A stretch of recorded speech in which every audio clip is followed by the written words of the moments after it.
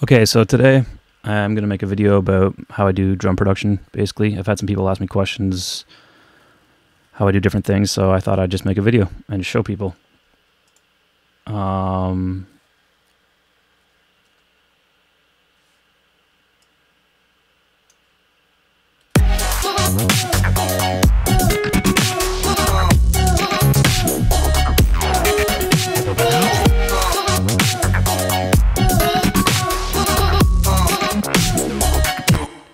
So basically on this track I only have 4 triggers. I have a bass drum trigger, a snares trigger, a hi-hat trigger, and a cymbal crash.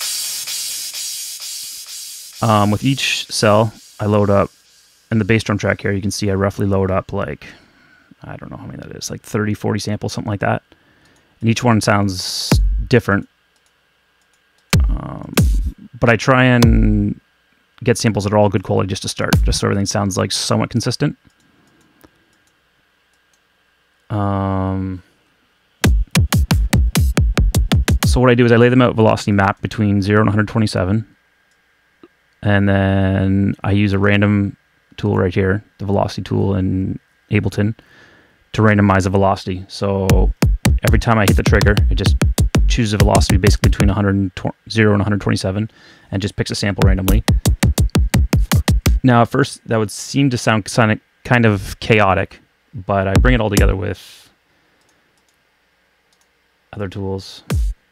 Like if I turn off the processing here, it's a little more wild. But then I use a compressor to sort of like, this compressor wideband sort of like shapes the amplitude of it. In this case, it has a long attack, so it gives it the peak. Just makes all the peaks kind of similar. The dynamics of each sample, even though it's randomly triggered, it has the same sort of amplitude to it. And then the multiband sort of brings the frequencies more together. This is more like I use this more as like a dynamic equalizer. You can see on the mid-range band that it's reduced a lot. So basically any sample that has like a lot of mids will get cut a lot, and any sample that doesn't have a lot of mids will sort of like retain that. But between those two processors, I believe it really makes all the samples sound sort of the same, even though they're all different rather. And then I also have an Overstayer, like a hardware compressor that adds this nice like analog sort of grit touch to it. But you can't see that because it's a screen capture, but I just turned that on anyways. Yeah, so that's like the gist of it. I just really like that organic sort of like you play the loop and you never hear the same thing twice, in a sense, you know? I feel like acoustic kits always have some sort of variation to them because it's just the nature of hitting a snare drum, like a live drum, every time. Whereas electronic kits, you get such static, like boringness to just the same sample over and over and over, like 3 minutes of the same snare drum. Just, I don't know, like I just can't, it just doesn't do it for me. Now, if I go to the snare, pretty much the same setup. Processing similar. I have a wideband compressor and a multiband compressor. Here, I'll turn the reverb off a little bit on that, just a second here. If I turn these off, it'll be a little more chaotic, I think.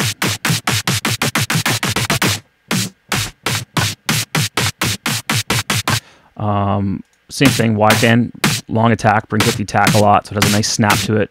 And then the multiband, again, sort of balances the frequency range, so they all sort of come out in the same rough frequency area, so they sound similar.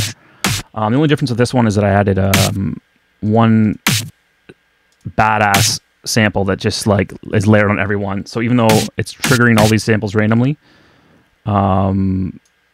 this snare is on every trigger because it just sounds clean and good, and it brings it all together. And then oh, I forgot to say on the bass drums, I went through and picked some. So as you play through it, you realize that a couple samples stand out, sort of like some bad apples, so to speak, that you just sort of like, they just sound not, they just don't blend with the rest of the samples. And you can see that here and here, and there's a couple more, yeah, like there and there. I went through and picked them out. Like as you play through it, you just go back and you're like, yeah, that doesn't work. Hi-hats are similar, but I don't think I used any processing on the hi-hats. Yeah, I used a compressor, but they're pretty wild. But I like the hats wild. I don't mind that at all. I think that's fine. So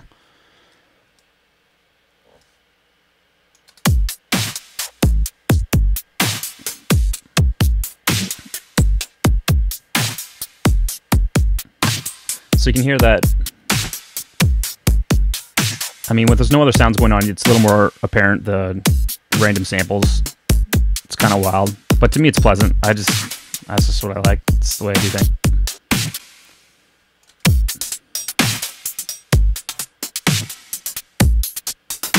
And then on the mix bus, I have, well, I use an EQ just to roll off the bottom end, but that's kind of just standard shit. And then I use this Elephant limiter just as a maximizing tool, just to bring the levels up to the top of the headroom, which is also pretty standard. I usually use multiband actually on the mix bus, but on this track, it just didn't seem like it needed it. I thought the balancing was good, and it just didn't need it. It really didn't. I mean, I might go back and change it, but I think it's fine. So yeah, that's basically it. What really brings the beats out actually is more.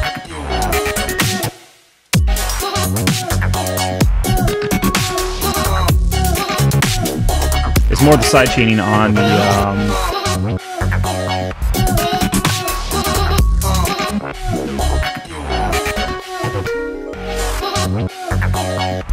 Yeah, basically what I do is I have mix buses for everything. All the drum tracks go to one channel right here, and then all the other sounds go to a music bus, and then I have two compressors on that. The one is connected to the kick of the beats, and the other one's connected to the snare. So every time the kick and snare hit, this is a standard ducking procedure, but if people don't know about, ducking and sidechain compression, basically all the other sounds get compressed by the kick and the snare, which is very important to the overall vibe of everything. You can see the levels. That's the kick, boom, and that's the snare. If you solo, you can kind of hear it a little bit better. You can see hear the volume. I mean, I can exaggerate it just for show. You can hear it. But that actually has more impact than the drums itself, believe it or not. Just that slight mute every time is so fucking crucial, to make that just wicked sound to it. I don't know, it's just so needed.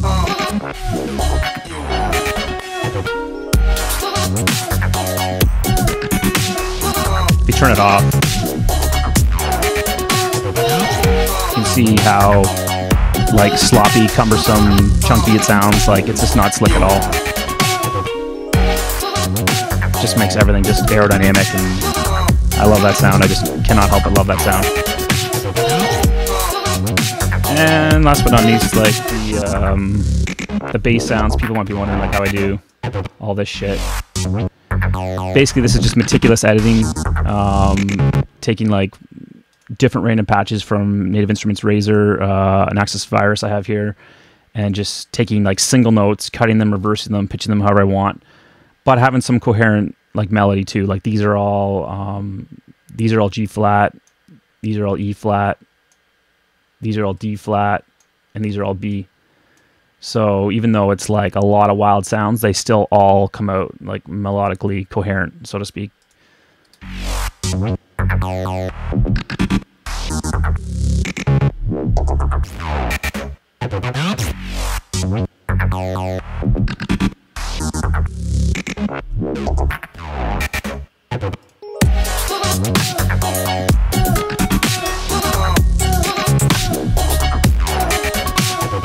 Yeah, that's very tedious editing, but it is my joy of music. I love glitchy stuff, and I always will. And the other sample is Gwen McCrae, just some soul singer to cut up, and that's Nas, actually. That's Nas.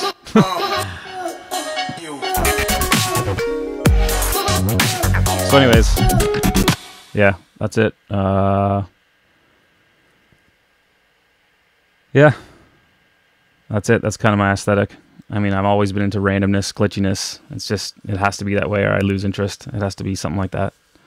But thanks for checking it out. And yeah, peace.